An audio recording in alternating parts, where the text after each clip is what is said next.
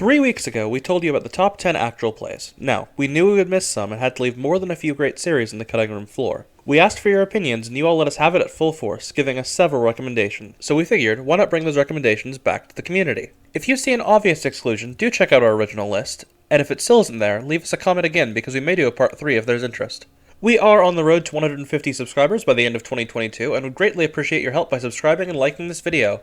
Nothing would make me happier than this video getting more likes than the last. From your mouths to our ears, and from our mouths back to your ears, I am the Penitent with College of Lore, and these are 10 more of the best actual plays, Commenter Edition. Number 10, D&D is for Nerds. Australian content creators in association with Sans Pants Radio, this factually named podcast was a bit of an unknown to us at College of Lore. That was, until presumable bastion of sanity Devout Madman commented, D&D is for Nerds is by far my favorite actual play podcast. I have listened to every episode, over 5 years of content, 3 times. That kind of dedication is what we can all aspire to, and you can start proving that dedication by watching our daily videos. A bit on the comedic end, set in a homebrew world with a bit of flair and inspiration from modules, D&D is for Nerds has dabbled in both 3.5 and 5e, which can fill 2 very separate but similar niches. As the Madman says, they're over 5 years of content and they're still actively uploading, so give them a listen or 3. Number 9, Roll to Cast. Once again, coming from the land down under, Roll to Cast features trained actors in homebrew campaigns. As lovely commenter Salad Waffle tells us, my personal favorite is Roll to Cast. I can really recommend it to anyone who enjoys shorter series covering a variety of different TTRPGs with added atmosphere and lovable characters, smiley face. Indeed, they do cover a large spectrum of games, playing to date 7 different RPGs, none of which are 5e or Pathfinder. Highlights include Cyberpunk's 2020 in Red, Kids on Bikes, and Avatar Legends. They have even won an Annie. It appears they've just wrapped up their Avatar Legends game, so there may not be a better time to get on board. Number 8, Rustage 2.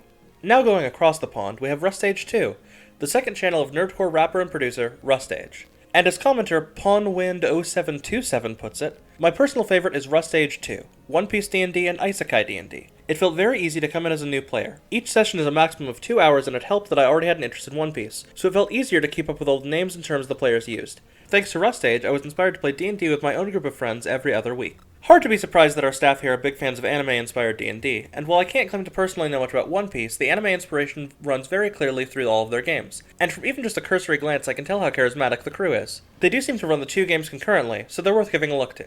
Number 7, Glass Cannon. Finding a good balance of comedy and tragedy, this long-running podcast network may have something for everyone. As the goodest of commenters, the Shadow Wolf 1573 tells us, the fact that Glass Cannon is not on this is upsetting. Upsetting indeed, and now we look to remedy that. The big appeal here is 2-factor, a nearly 8-year backlog providing a lot of content to go back through, and the sheer variety of games their associated cast play. Pathfinder is the main game here, being what their main podcast is played in, but they also have Starfinder, Blades in the Dark, Delta Green, Call of Cthulhu, and others. Still, as a main draw, there isn't enough top-tier Pathfinder content, and these people put on a clinic about it. If you have all the time in the world, first of all, check out our backlog of content, but secondly, listening to all their games might be right up your alley. Number 6, Dice Will Roll. Said to be the gayest Pathfinder podcast on the planet, we were badly mistaken for not including Dice Will Roll on our initial list. And commenter we wouldn't want to mess with, Paddle Saw Tactic, corrected us, saying, my go-to is Dice Will Roll, an all-queer cast playing Pathfinder 2e. It's a good way to dip your toes into 2e, and the episodes are a perfect length, being 1 and 1/2 hours. Every member of the cast has their own energy. Ritz is pure chaos, Dave is sweet and fabulous, Luna is a two-faced demon, I mean that as a compliment, and Derry as a DM kind of embodies all of them. They upload once a week in podcast form and currently have some pretty high-quality production for an actual play podcast of their size. Each campaign is a standalone Pathfinder adventure, designed to get these very gay characters level 20. Pathfinder games continue to get popular, and I enjoy getting to talk about them more on this list. There isn't a lot more I can say that wasn't already said by the commenter, so thanks for basically doing my job, Paddlesaw. Number 5, Dungeon Dudes. Now, the Dungeon Dudes did find themselves on our list of top 10 D&D YouTubers, which you can watch on our top 10 playlist, but you know what? They also deserve a place on this list. Commenter I almost thought was a Beatle, Paul McCaffrey, says, I am surprised the Dungeon Dudes are on here. Very intricate and epic world, they also do in-depth analysis of everything D&D.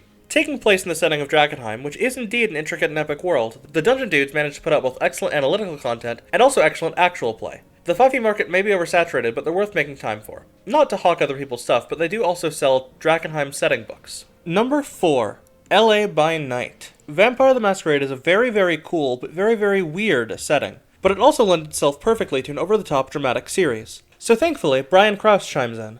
LA by Night is wonderful. It's Vampire the Masquerade as a, well, radio show. No crosstalk, chatter, or anything. Tons of guest NPCs, everyone dresses for their part. Started on Geek and Sundry, where Critical Role started, but a completely different feel. Much as I am a fan of petty banter and crosstalk, I do see the appeal of trimming the fat, such as it were. Notably, among their several guests are Marisha Ray and Taliesin Jaffe, which makes a ton of sense given that Talison's aesthetic and personality scream Vampire the Masquerade. This is one of the better shows, especially from a production standpoint, and who doesn't love sexy vampires? All wins in my book. Number 3. World of Io.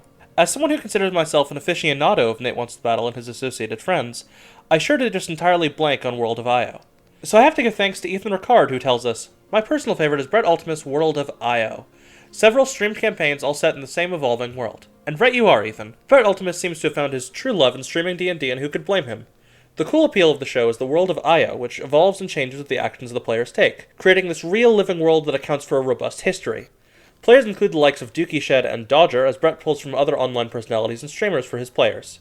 You can even check out his world-building streams if your life hasn't been completely consumed by all of these D&D streams. Number 2. The Unexpectables. Well, this is an unexpected entry. So unexpected, none of our team even knew about them when we wrote List 1.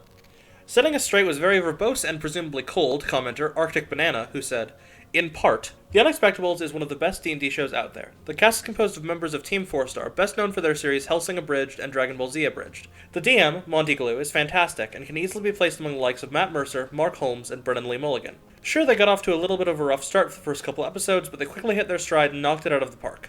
What it lacks in production quality, it's played entirely on the Roll20 screen and uses stock royalty-free music, is more than made up for in storytelling and acting quality on everybody's part. It is, quite simply, one of the best. I had to trim this comment for time, but do check out the original comment in our first video. It is so clearly full of love. And yes indeed, Team 4-Star have put together a masterclass in roleplay-based podcasting. It's very well acted and among the best, especially on a budget, D&D shows. Hard to fill this one out more because the comment does a really good job. Number 1.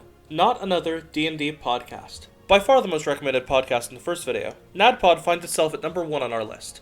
Among the several comments, our favorite may be from Glombulo, who takes us home with, not only my favorite D&D podcast, but my favorite piece of media of all time is Campaign 1 of Not Another D&D Podcast. It features former members of College Humor, a lot of crossover with people on Dimension 20. I haven't finished Campaign 2 yet, but I'm really enjoying it so far.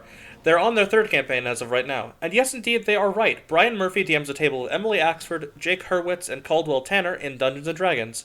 Moving, but with humor to spare, it's one of the last we left on the cutting room floor on our last list, and now the number 1 slot on this list. And that is our list. Have we missed your favorite? Let us know in the comments, as there's always room for a part 3. Thank you for watching this video from College of Lore. Remember to like this video, subscribe to join the party, and have a fantastic adventure.